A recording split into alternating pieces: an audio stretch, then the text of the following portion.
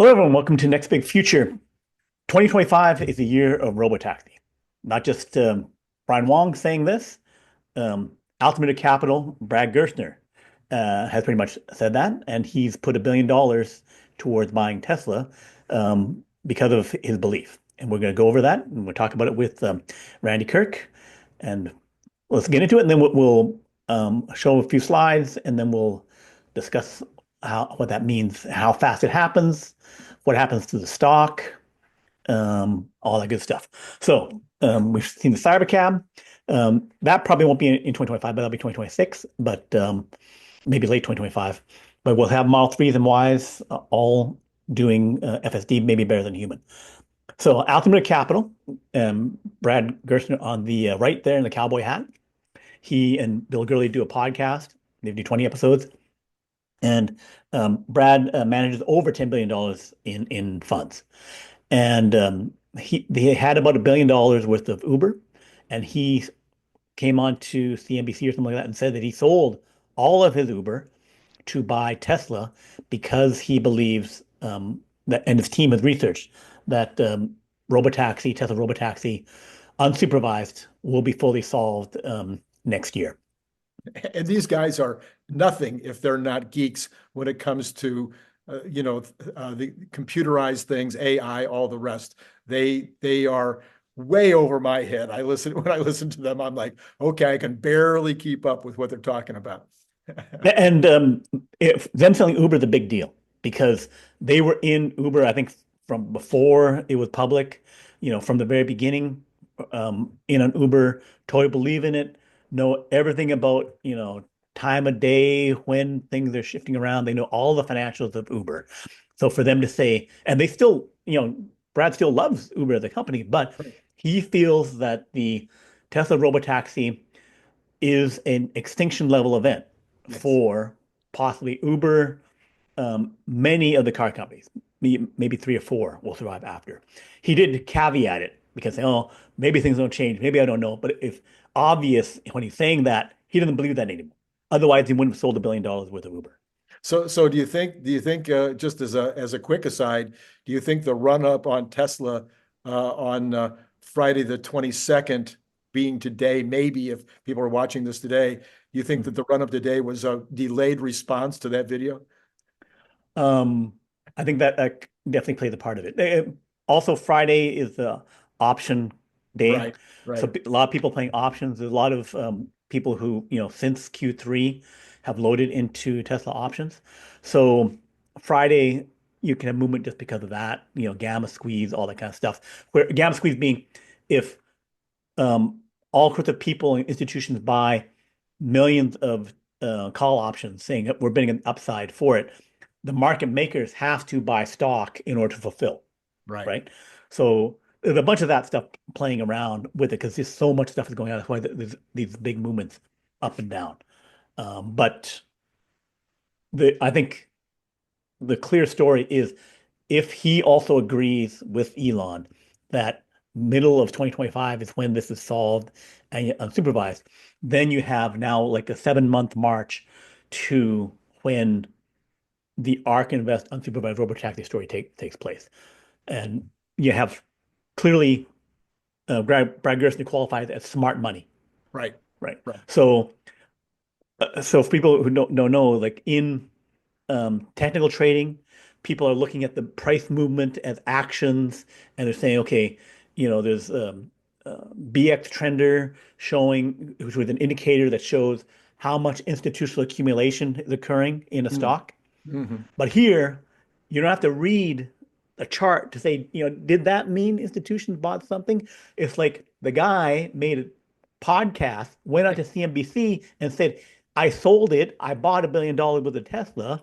It's like he's slapping in the face with it. I bought it, and I make a podcast and over an hour long with a chunk 10, 15 minutes in the middle saying, here's why it's going to happen. Right. So, and then we're going to discuss what he says is going to happen. So, Sure. Altimeter Capital estimates that the Tesla with the FSD 13 will reach 15,000 miles per disengagement, pretty much catching up with the 20,000-ish that Waymo has, right? Got it. And Brad is not depending upon himself. He has people researching it, spending, you know, expensive analysts, going in, checking the car, videotaping, video and making sure they know exactly what's happening with that. So he's using data to confirm his beliefs. Right. Okay. And then he says 100,000 miles per critical disengagement by Q1 of 2025, a 13.5 or 14, that's what he's estimated to happen. And then 500 miles per critical disengagement by middle of next year. Same thing that Elon has said. Okay. All right. That and also Tesla AI, basically talking the same kind of thing. So then 500,000 miles per critical disengagement, that is average human level, right? But removing a human driver, a supervised driver, and saying, okay, now we can do unsupervised, because they're doing supervised driving now with Right. people. They said that may not be safe enough because even though you're getting the same number of accidents, possibly the fact that you're getting an accident without a driver is maybe worse in terms of the lawsuits and stuff like that. Hmm. So people think, well, you can't just do it at that point. His argument is that you do it in the areas like California or Texas where you have more cars, more data. So you're even better than this metric. You at that level globally, but you're even better, 2x, 3x safer in California and in Texas where you have more vehicles, more data. And then the other thing is you make it drive safer. You turn the settings so that it's not following as closely, driving a bit slower, something that people would disengage from and say, okay, you're driving too much like a granny. Right. I'm in the car, I'm going for a ride, but I don't like granny driving.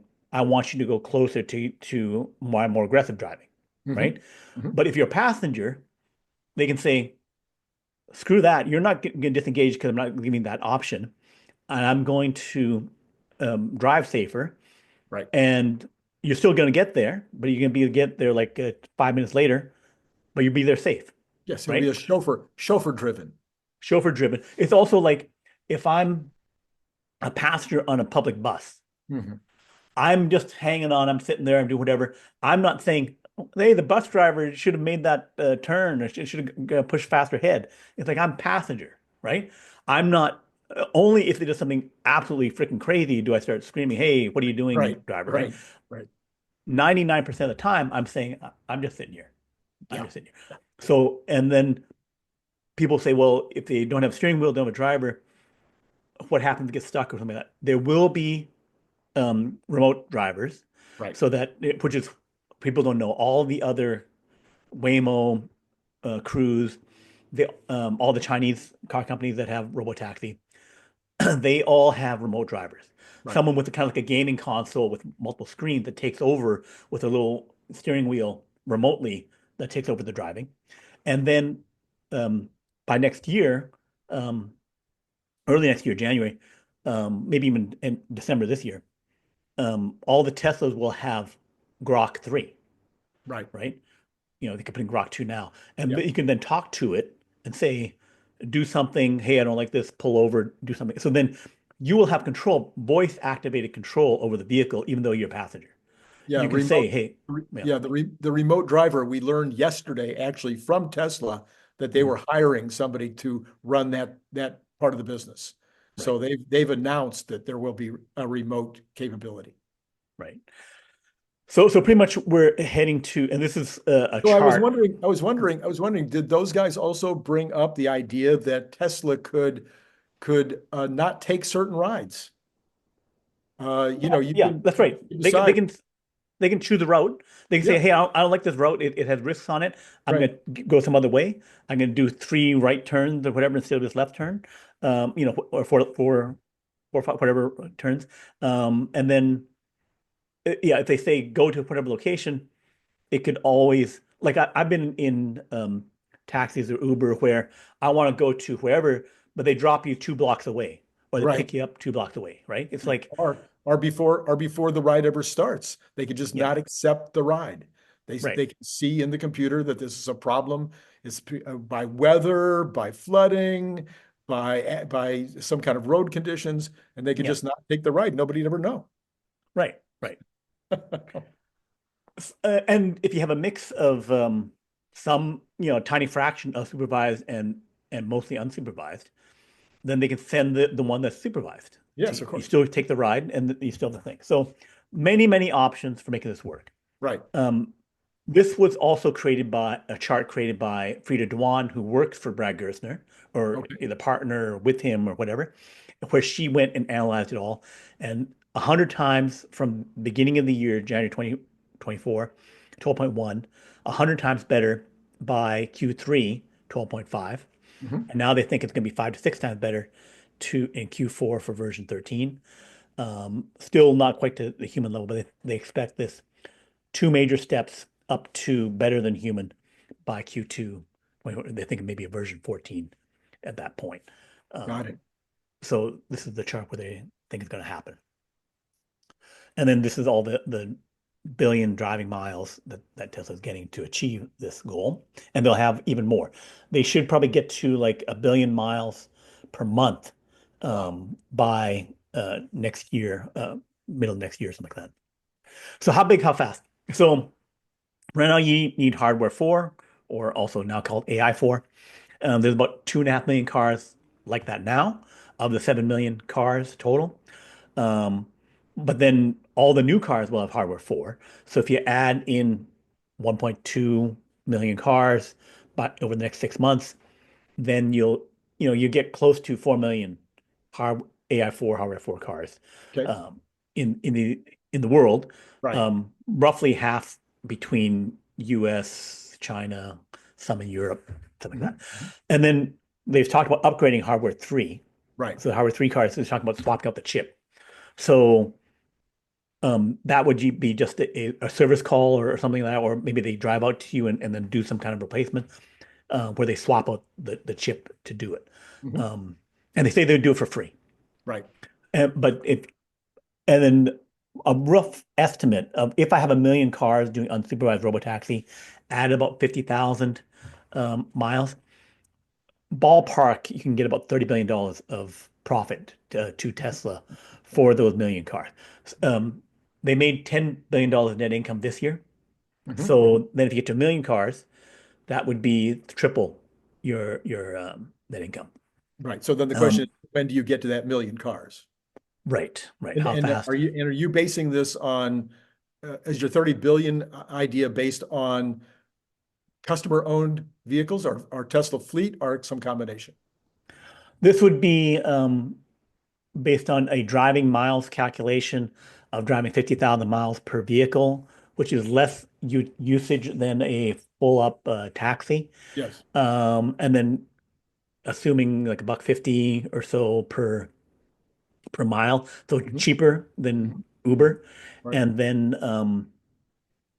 having more profit because of no driver, etc. But I think about half the profit. you're Splitting half the profit between them and other car owners, okay. right? Yeah. So So Tesla gets half. some Tesla fleet and some B and B, if you or Airbnb type. Airbnb type thing. Okay. Right. Okay. Right. And then they discussed, Brad Gerstner and Bill Gurley talked about, well, maybe people don't want to sign up for it. Bill Gurley was really thinking that maybe they don't like the fact that a car got trashed, puked in, other stuff like that, smells or whatever like that when it's coming back. That a lot of people don't want to handle that. Just like many people don't want to manage an Airbnb Right. where, the person trashed the place. You got to like change the towels, do all that stuff in between guests. So Brad's point is that people and companies, he referred to them as like, some tech bros would say, hey, four of us will manage 100 vehicles for the 100 people owned by other people, but we'll take 10% for cleaning it out and managing it and getting it out between people. Where you hand over the app, you assign, okay, I'll let you have the car for the next 36 hours, something like that, Right. or just 8 hours, something like that. And they'll run it and then clean in between, manage it, recharge it, and then give it back to you. Which Now, is ideally, which is already happening with Airbnb. That's we been don't going have on it, a long time. Yes. right? And then they would also look at, the people who manage it would probably choose where you like let them have it over a full weekend. They would prefer to have the car for a longer period of time so they could, manage it more completely. But, that market will sort itself out, like how much people want to use it and people decide how much money they want to make. Yes. Exactly. And Brian, as I was thinking about this the other day, obviously Tesla makes a lot more money on these if it's Tesla fleet than they do if it's Airbnb type Hmm. consumer owned Yeah. cars. They make a lot more money per car, but Mm. I think they feel an obligation to do what they've always promised, which is to make it available to that crowd. And there's, the TAM is probably going to grow slowly. The actual TAM as opposed to the ultimate TAM, the beginning TAM will grow slowly. And so I think they'll want to see how many people will in fact take advantage of the opportunity. And I think there'll be people, as you and I've talked about before, entrepreneurial types that will buy these vehicles and make smaller fleets. They'll buy used vehicles, they'll buy them from Tesla, and grow smaller fleets compared to say Tesla's fleet.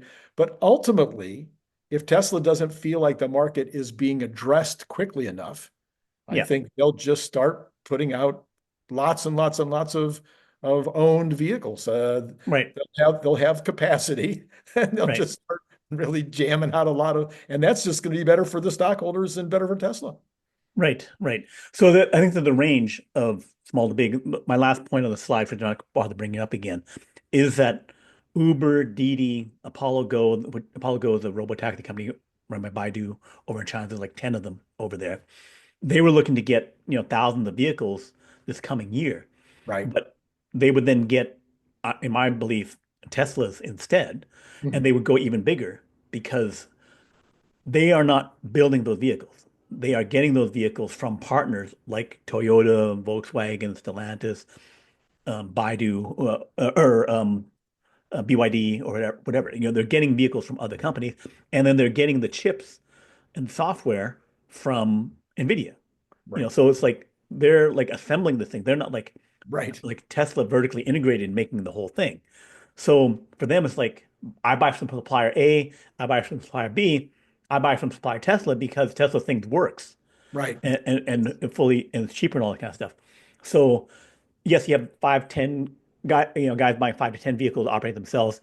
You have slightly bigger groups operating a few hundred, and then you'll have a Uber buying 1 million vehicles or 500,000 vehicles, or Didi buying that number, and then Apollo Go buying 100,000. So like these whole range of other partners for Tesla, small to big, that would be buying vehicles, and then it's Tesla's option to decide, you know, if they want the full range, and who they want to partner with. They could say, okay, for whatever reason, I don't choose to partner with these guys, or I change the terms because I want more, like they can adjust how they deal with different companies and people. So one of the big objections, I saw Gary Black today. Of course, he says, you have to solve FSD before he's going to get excited. But I think, Brad Gerstner knows a lot more about it than Gary does. And if Mhm. Brad Gerstner thinks it's going to be solved in 6 months, I would I would put a lot of stock into that statement. But the other issue that people bring up is they think it'll be a slow rollout because there'll be a learning curve. And quite frankly, I made that same statement about 6 months ago. The deeper and the deeper that I go into it, just as a thought experiment, in addition to listening to other people like you and Bradford and Brad Gerstner and I listen to what people are saying about some of the solutions. Like for instance, I started talking about remote drivers. I want to say 6 months ago, I said there would be. I said there absolutely will be some kind of remote capability on these vehicles, and there will be a human that you will be able to get to in these vehicles. And everybody's, no, they won't need that. It's not purist enough for Elon. And I'm like, no, they're gonna anyway. All the solutions are really there already, and that's with we're not even in the office. We're not even in the lab. We're not even, Mhm. they're talking about it at Tesla. Yeah. They are already experimenting with it and seeing what these real problems are. Right. Somebody yesterday, I talked about this with Bradford last night on the show. If people want to go back and look at it. We were talking about, really bad snow Hmm. where you might obscure, The the camera. cameras. Okay, I've been in that snowstorm where it was obscuring my windshield. Yeah. I've been in a sandstorm in going over to Phoenix one time that was so bad that I was afraid that I was just going to get hit in the back by Mhm. somebody because they wouldn't be able to see me. I didn't even know where to go or how to get off the freeway. Yeah. I've been in fog where I had to open the door of my car to find the curb so I could Mm. pull the car over to the curb. Yeah. So those are situations where no taxi cab drives. Right. So you're not going to drive. You're not going to take rides when you've Right. got those kind of situations going on. You're just not going to do it. Right. Um, so I mean, there are solutions for pretty much every one of these problems that we're talking about. And Mhm. Tesla's going to know those solutions when the time comes. I don't think it's going to be a slow rollout at all. I Right. think they're going to roll it out as fast as they can.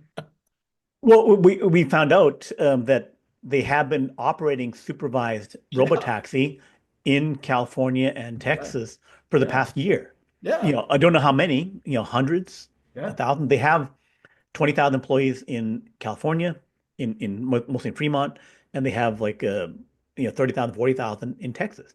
yeah. So if you were to actually just give all of them commute rides and some for the family, you're already at 160,000 rides per week, Right, which is, as much as Waymo does.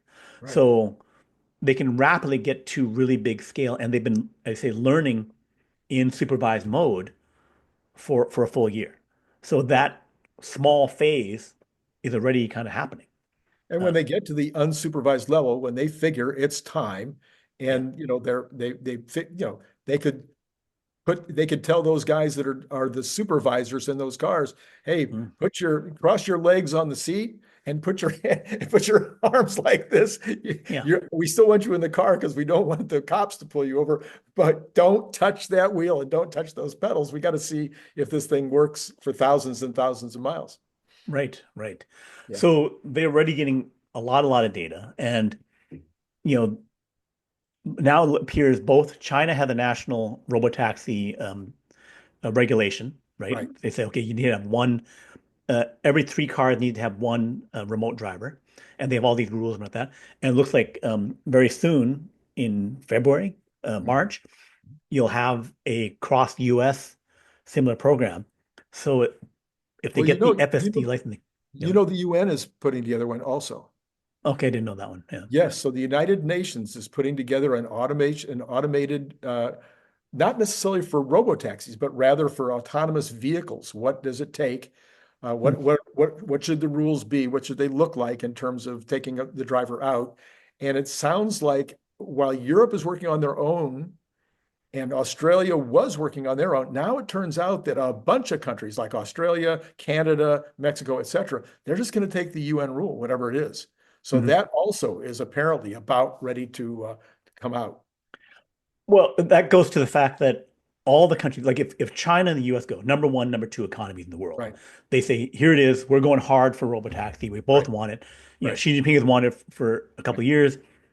Trump wants it, he can come in and do that. So then all the other countries, even if they had reservations about it, will say, well, we have to go too. Like, no, we can't, it would be economically disadvantaged if we don't, try and do this. So then it could be a more of a race to the bottom of like everyone doing as much as they can. So also could have like countries choosing to buy robotaxis, just like there's national ChatGPT AI type programs that this becomes a competitive technological advantage. If it's really arrives, Sure. then it's like, buy 100,000 vehicles because you can make cities more efficient. Like if I was to have only robotaxi in downtown, Hmm. where I park on the outside or something like that, it's like there's situations where you can make your cities more efficient, right? Hmm. Your road layout, all that kind of stuff. So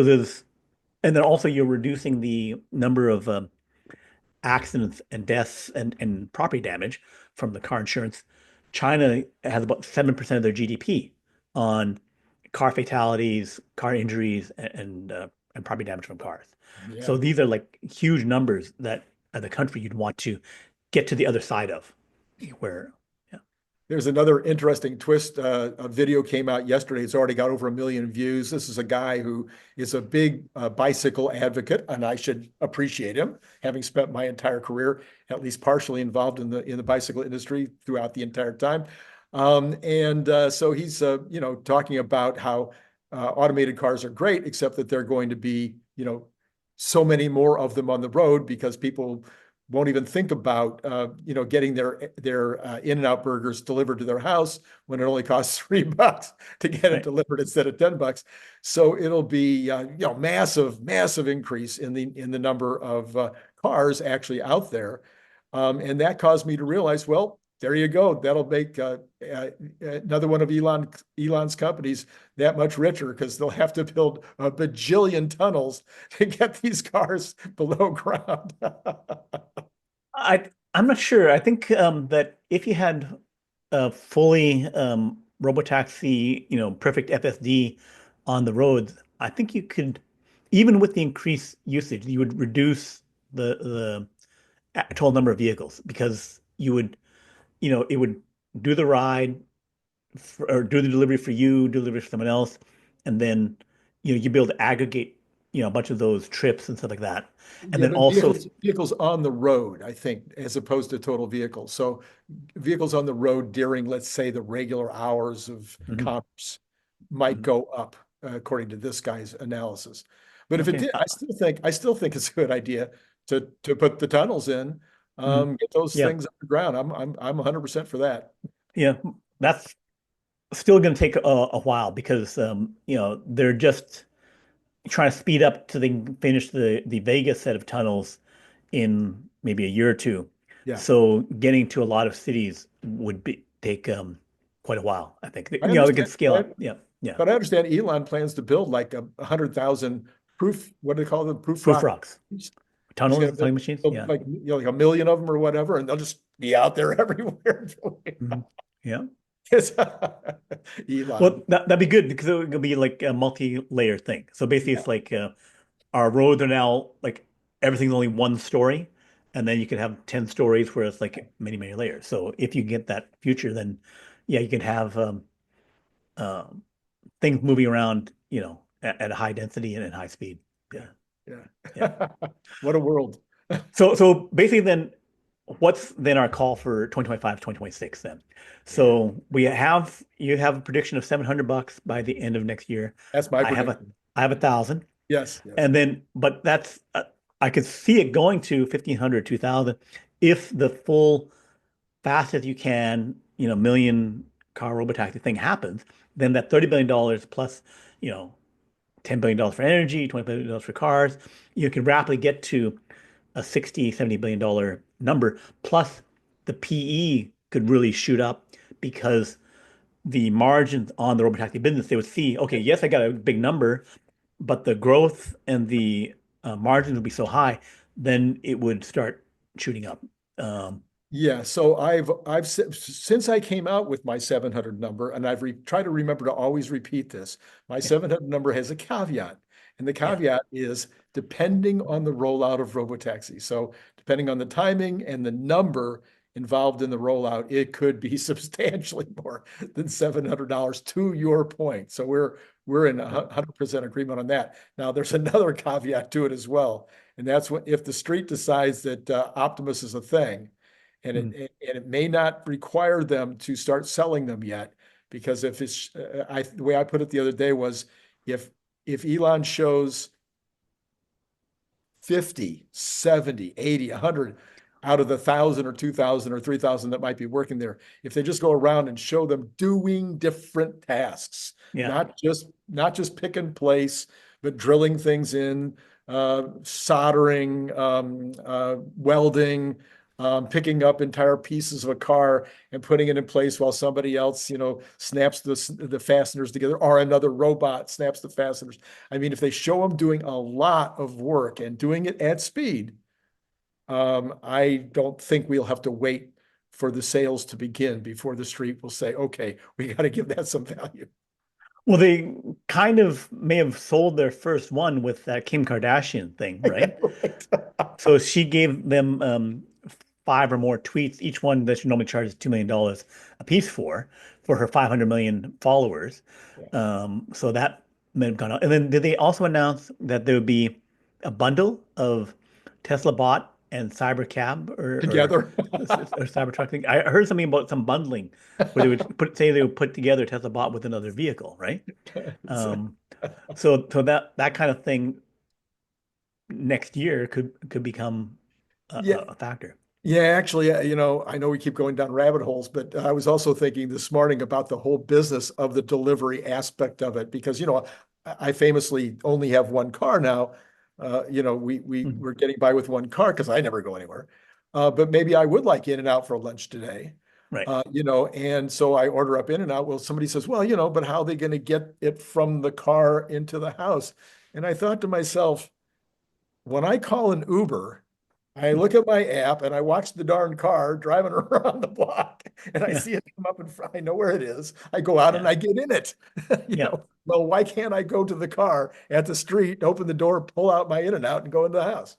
Right. Right. Right. Yep. I don't really need a robot to do that part. Yep. Yep. So it's and having just a robot arm that could take because the package delivery for many of the delivery services, they just leave it at the Yeah, curb or just up the way a bit, so I think it's a very solvable problem. right, indeed. So we're thinking that 2025 is the year of robotaxi, and could further increase the value of Tesla stock, and the fast rollout is definitely possible. I think that's the I general think so agreement that we too. have. I think so too. I'm coming to that conclusion.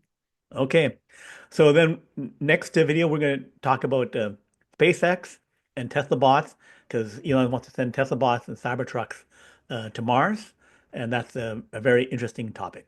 So see Okay. you next time. Bye bye.